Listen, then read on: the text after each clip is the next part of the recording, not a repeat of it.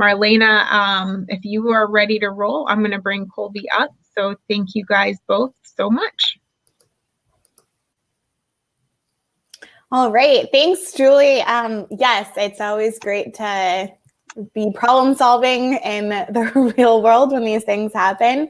And as Kolby comes to stage, I'm just going to quickly go through her bio because she is an impressive young lady and we are so grateful to have her here today. So Kolby is a seasoned leader in technology and she graduated from Assumption College with a bachelor's degree in marketing. So we share that in common. She has quickly found herself jumping from an inside sales role to corporate recruiting, where she spent a little over a year. And after deciding that recruiting was not for her, she took time to find what sparked her passion. So back in December 2015, she landed with Dine as a technical support representative. And you've actually probably heard about Dine a little bit throughout this whole week because there's a reoccurring theme here of people who have worked there, which is great. So she was started as a technical support representative. And then during her time with Dine, it was acquired by Oracle in 2016, where she worked her way up through the chain as senior manager. And recently she moved to Fastly as a customer support manager for the US East and Central Territory. So what I love about your career path and what we can really dive into today, because this is going to be quite interactive, is that you've touched on so many different roles. And so I think students are going to be really excited to, I have some questions from them and I know you have just some running thoughts that you can dive right into. So welcome. Thanks for being here, everyone. And over to you, Kolby. Awesome. Yeah. Thanks for having me. Just want to make sure you can hear me all set. Yes, you sound great. Great. Awesome. So thank you for having me. Thanks for putting this on. Happy to be flexible. I have to admit, I'm a little bit happy that I get to go now because I was nervous to follow Jason. He has such an impressive background, but happy to be here. I am, I don't have a particular presentation that I wanted to go over, but I do want to tell you a little bit about my background, as I mentioned, how I got to the position that I am, because I have been in a few different roles in my career. So I'd love to just kind of jump right into it. So when I graduated college, I was like a lot of people right out of college. I didn't know exactly where I wanted to go, what I wanted to do. But one thing I knew was that I was really good with people. I have always been a part of teams, always kind of really loved interacting with people of all ages, every walk of life. So I really wanted to work with people. Obviously, most times when you come out of college, it leads to a sales role, especially in some type of marketing or business degree. It's more of a general degree, but it allows you to have a lot of different options in what you choose to do. So I chose to go into an inside sales role where I quickly realized that closing deals wasn't my forte, right? I love people. I love working with people. Don't so much love pushing people to buy things, I found.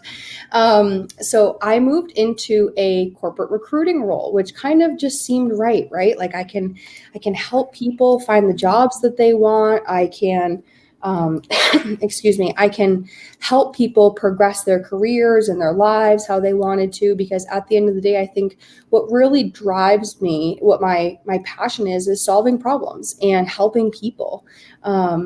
So landed in a corporate recruiting role, which was great. I learned a lot about, how to have tough conversations, how to, continue to how to close the deal, I would say.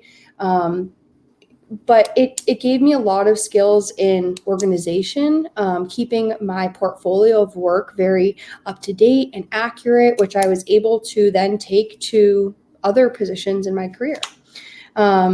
So after about a year in corporate recruiting, I decided, I don't think that this is what sparks my passion anymore. It wasn't what I was seeing myself doing forever. Let's say that it didn't tickle that, the fancy of helping people as much as I had originally hoped.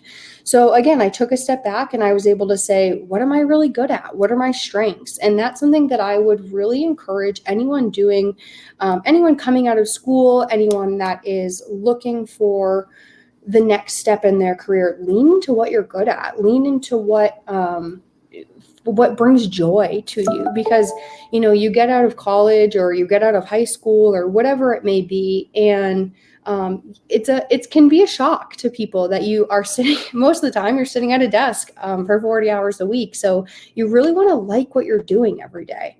And that's what I wanted. So that's what I strove for. And yeah, it took me a little bit of time to get there, but I really leaned into what drives passion for me. What is my passion? What am I good at? And what will I be happy waking up every day and doing? Some people, a saying that I say all the time is, I work to live. I don't live to work. So I want to know that what I do in my 40 hours a week, which is quite a bit, that I'm happy doing and is going to spark joy in my life outside of work as well. So I ended up landing at Dine, which I have to say is the best career move that I have ever made. I really applied when I reached out, when I decided to change careers again. I really cast a broad net for support. I wanted to work in inbound support. I felt that was going to give me the closest alignment to what I knew I was good at, what I thought would drive happiness in my day-to-day. So I reached out to a ton of companies that had inbound support teams, and I knew that eventually I wanted to get into tech. It's a hard industry to get into, but obviously it's booming. So I knew that I wanted to get into tech, and Dine was a company that did DNS, which is a domain name system. So to not talk too much about that, but they were an emerging company. Obviously, we had got acquired a few years later. So we were in kind of the prime of that company as a whole. So joined there as a technical support rep with absolutely zero background knowledge. The only reason that they were able to feel confident in taking a risk on me, which is what most people will have to do when you're getting hired, especially coming out of school, you have to make them feel comfortable on taking a risk on you. Some approaches that I took when I was interviewing was really ensuring that I was very vocal about how open I was to learn, right? Like, you come out of school and you've been a student for the last 12 plus years, and learning is all you did. So lean on that, right? I'm willing to learn these things. I'm not ever going to know the right answer 100% of the time, but I am darn sure that I can find the right answer and learn it and get it for you. So I leaned on that heavily. I ended up landing a technical support role with Dine, as I mentioned. Working with enterprise customers, it took a ton of work to learn the technology. You probably heard, if you were earlier in the week, Katie Smith, her presentation. Katie was actually my mentor. So following her lead, I was able to learn all about the processes, the systems. And I think, the biggest thing that made me successful in this role is I stuck to what my passion was. From the beginning, I had talked about how I wanted to manage people. Eventually, I really wanted to be a manager. So even coming in an interview or in my first one-on-ones with my new manager, we talked about, where do you see yourself going? Don't be afraid. I would really say that to anyone watching this. Don't be afraid to talk about what your goals and your dreams are, because that's the only way that people are going to know. They're going to bring up your name in conversations when they do happen. So we talked about how I wanted to manage people. I was constantly learning, taking on new projects, willing to, put myself on projects that maybe I didn't know exactly what I was doing for. But I was able to really work through that process and learn. That's my biggest thing, is be a team player and be willing to learn new things. It will be uncomfortable at first. And obviously that's always hard. There's always going to be a situation where you're on the phone with a customer or talking to someone internally and you just don't know the answer, and that's okay. I think one of the biggest lessons that I learned in my professional career is that I didn't need to be perfect 100% of the time. I really just needed to learn how to say, I don't know that answer, and that's okay, but I'll get back to you, and then be able to follow up on that and really get back to them. That's a skill that I would say is acquired by most people, but it's one that if you can do it quickly and early in your career, it will definitely pull you forward. So my time with Dine was amazing. I learned so much. I had really great leaders, which definitely attributed to my success, I would say. I moved over to a customer success role, which really helped me round out my repertoire of skills. So I had worked on the technical side of things for the majority of my career, but I wanted to work on the business side of things, learn how to have those business conversations, how to uncover business needs with companies. So I moved over to that team. I was actually one of two first people that moved over there. So we worked a ton on building processes. I took on those projects. I was willing and able to spend the time to go through that and take on that extra work. And eventually my name got brought up in a conversation regarding management because I had been chatting about it with my managers from the beginning, right? So finally, because I had been open and honest about where I saw myself eventually, where my goals and dreams were, I was lucky enough to have another chance taken on me. So I got pulled back to be a manager of the customer support team that I actually once was on previously, which was, had its own whole set of challenges going from being peers to managing people. But it was awesome. I learned so much about how to have tough conversations again, how to organize my time, how to be a manager, how to be almost a chameleon for a whole different set of teams of people that were from all different walks of life and had all different things going on, all different skills. And it was really great. I found a mentor that I was able to kind of bounce things off of subjectively. And I really just was able to blossom into that role.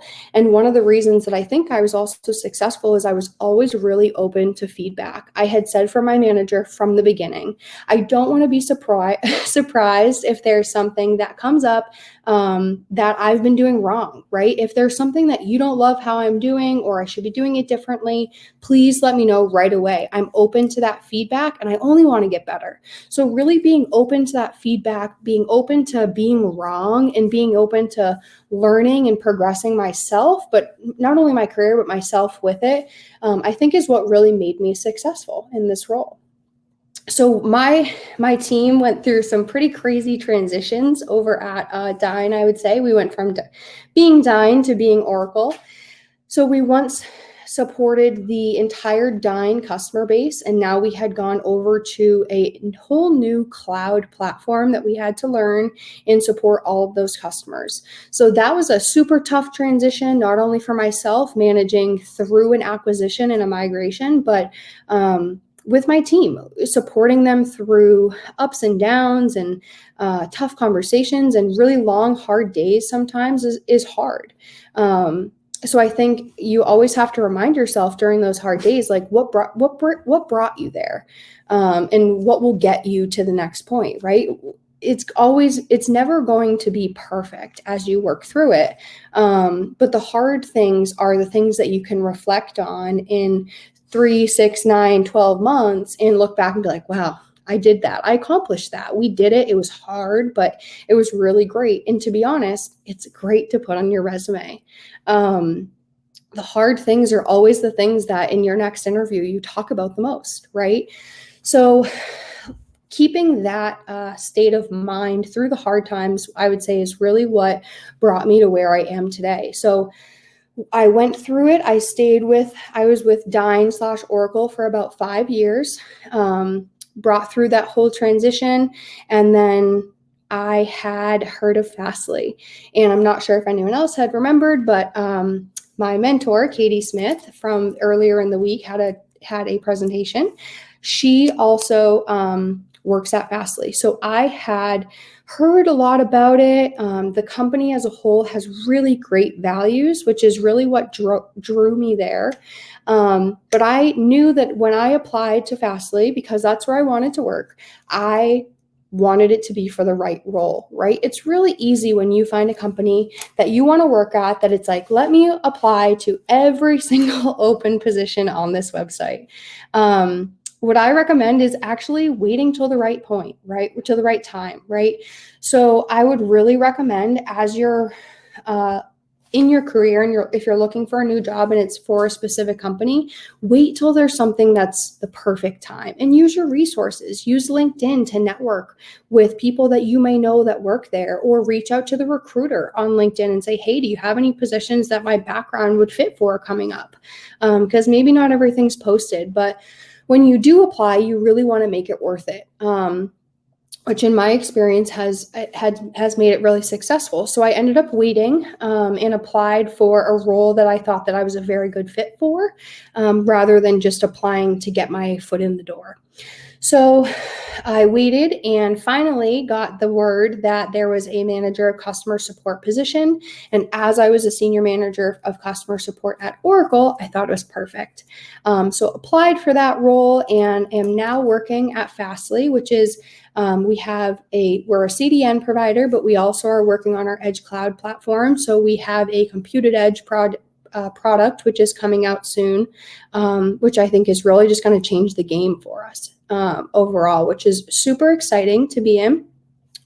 We just recently acquired a company called Signal Sciences to boost up our security offerings and our secure edge platform as well. So really exciting company to be joining. I'm only a couple of months into my role here, but I am super excited about my team, the product, and just really how much there is to learn, right?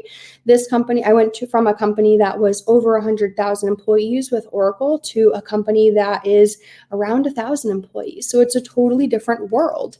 I would really recommend anyone when you're going into your career, also think about that. How big of a company do you want to work for? Because there are pros and cons for each. But yeah, so I have been with Fastly now for about 3 months, and it has been great so far. I think some of the things that have made me successful in this role so far goes really back to the roots of just being really open and able for feedback and able to hit the ground running on learning, being really open to just taking in as much knowledge, being a sponge, sitting in on all meetings that I possibly can, to just really set myself up to be successful in the long run. But really at the end of the day, I think it comes down to being open to feedback, especially in this type of role, right? You're working with customers, solving problems, which is really driving and really satisfying for a lot of people. I think that there will always be very positive customer interactions and a handful of negative customer interactions in any job that you work at. So being in a customer facing role, you have to really be ready to roll with those punches, take the feedback, but then be able to move on.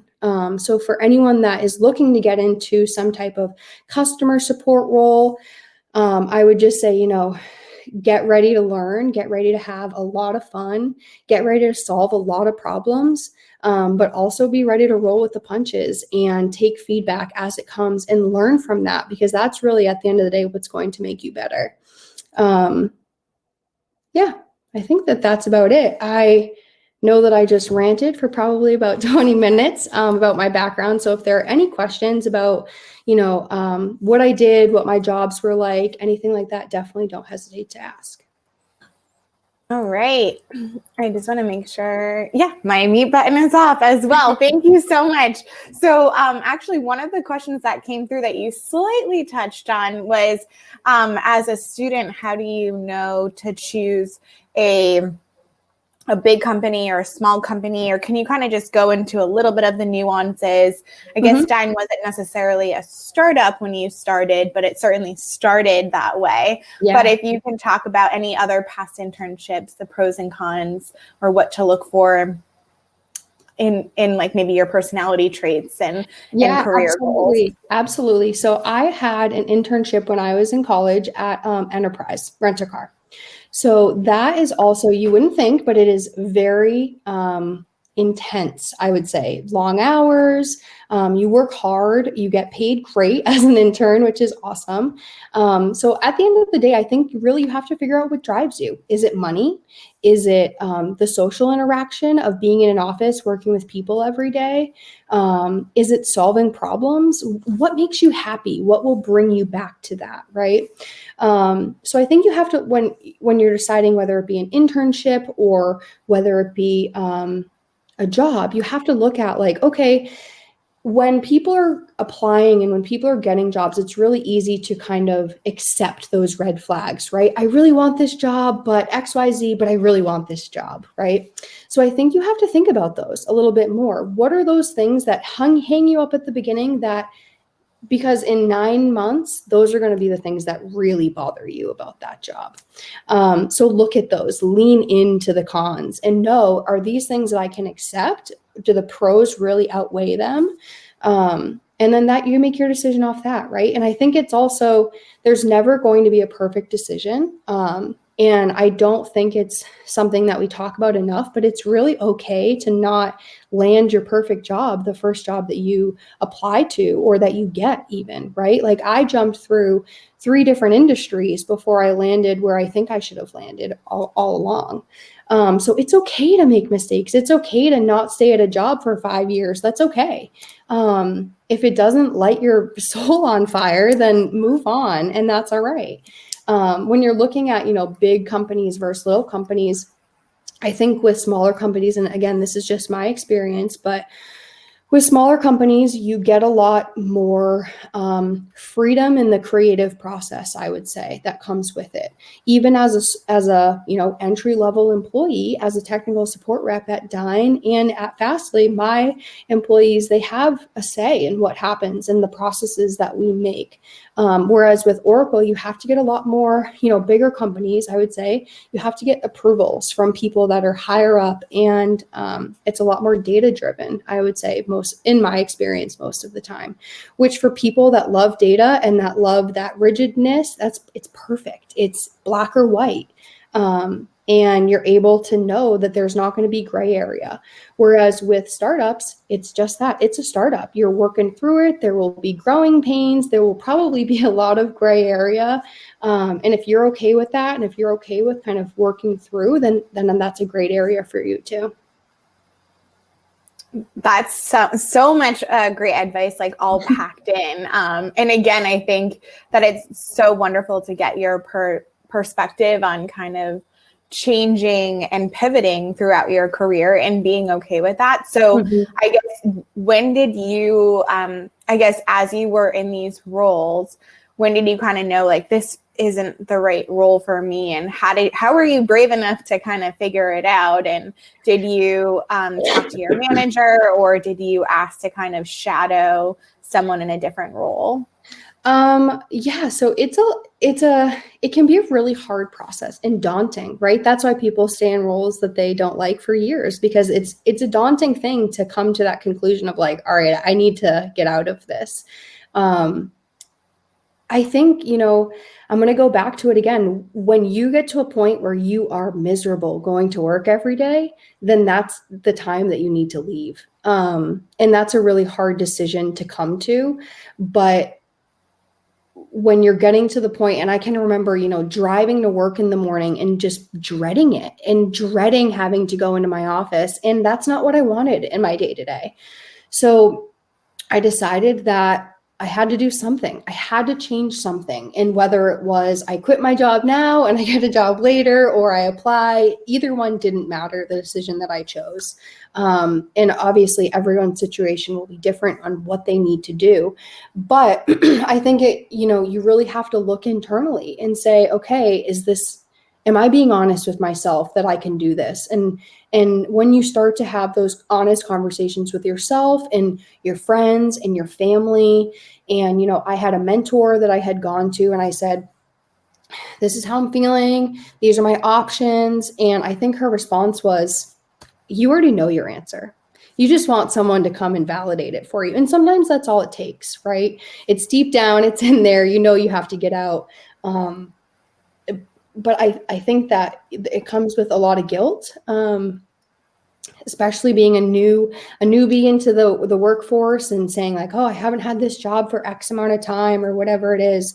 But know that there's always going to be another job, especially if you're someone that's ready and willing to learn and hit the ground running.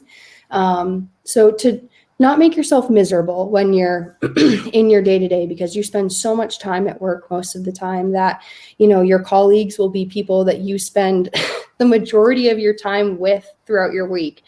So it has to be people that you like and doing something that you like. So if you get to a point where you're not liking that anymore, I would say be honest with yourself, take a step back and reevaluate what sets your soul on fire, for sure. I love that. And so I guess since you've been at your role for now 3 months, your newest role in customer success, can you just tell us a little bit about like what is customer success, and could you walk us through a typical day? Yeah, so I actually work in customer support, not customer success. Just wanted to repeat that. Yeah. Can you actually clarify the difference? Yes, I absolutely. kind of sometimes think that they're the same. Absolutely. It's a really good question. So customer support is more versus customer success. It is more on the technical support side of things. So when you have a problem with a product and you call in, or write a ticket or send an email or do a chat bot, that is normally who you're reaching, whether it's technical support or customer support. Sometimes, most of the time, they're interchangeable, but that's who you're reaching. So the customer support team will be a very reactive team, right? So we don't reach out to you and say, hey, anything going on with your service that you need help with? We wait for you to reach out to us and say, hey, I'm having this problem with my service or my product. Can you help me with that? That's the team that I manage right now. Customer success, which is a little bit different most of the time. I was a customer success manager over at Dine, so that's really what I'm going to speak to of my knowledge. But most of the time, I would say customer success is more proactive and it's post-sale. So obviously, customer support does most post-sale support. We will do some pre-sale support of like, hey, I'm trying to set this up for a demo. Can you help me? We'll do a little bit of that as well. But customer success is more, I would say, account management as well. So you are a little bit of support, but you're a little bit of account management. And in some companies, you can even have that little bit of sales role where you're trying to uncover some sales opportunities to upsell or anything like that. At Fastly, what our cloud engineers, which is our customer success team, one and the same, our cloud engineers really focus on ensuring that our main enterprise accounts are very well heard, taken care of, that they're set up for success on scaling as well. So they will do more check-ins with them to make sure that they know the projects that they're going to be working on. They will check in with, their satisfaction. They do proactive events for them as well. They do a lot of, like going out and building that relationship with them face to face as well. So we will do more of we help anyone that is a customer, whereas customer success has their specific accounts that they're kind of like account management for, but a little bit more technical too. That is such a great way of explaining it. Thank you. Yeah. Well, we are getting a little close to the end of our time together, but I wanted to just let you leave us with some words of inspiration if you have a favorite quote or any type of resource. But truly, you've just, I think, inspired so many students today and helped really give so much great perspective. So thank you for your time. And I'll leave it to you to close it out. But we're so grateful, the New Hampshire Tech Alliance, for everyone who is able to join us live. And for those of you guys who are watching the recording, just as a quick housekeeping note is that we are going to have Jason come on at a separate time to do a recording of his presentation. So if you are planning on watching both, stay tuned and we'll make sure you get that recording. But Kolby, thank you so much for just, rolling with it and pivoting to making this happen earlier than you anticipated. So over to you for the final words. Yeah, thanks. I wanted to say, thank you to New Hampshire Tech Alliance to put this together. It was really great. I'm so happy that I got to present, but I've really enjoyed all the other presenters all week so far. I have two quotes that I wanted to say. So I, am obviously a woman in the tech industry, which can sometimes be difficult. It can sometimes be difficult, but I have a quote that has stuck with me. It's by Ruth Bader Ginsburg, and she has always said, "Not fragile like a flower, but like a bomb." And I think that has really helped me in my career to know that I can push through, I can be loud and strong in my convictions and not have to feel guilty for that. And I also have another one that is doubt kills more dreams than failure ever would. So I really like to say, like, take the chance, fake it till you make it, go for it, shoot your shot. If you are dreaming for something, stand up for that, talk about your dreams and go for it, because you doubting yourself is going to be the biggest thing that holds you back more than failure ever will be. Thank you. Such a powerful quote to land on and hold to our heart as we continue on through the day. So thank you so much. It was such a pleasure. Yes, thank you as well. I've really appreciated it. All right. Bye, everyone.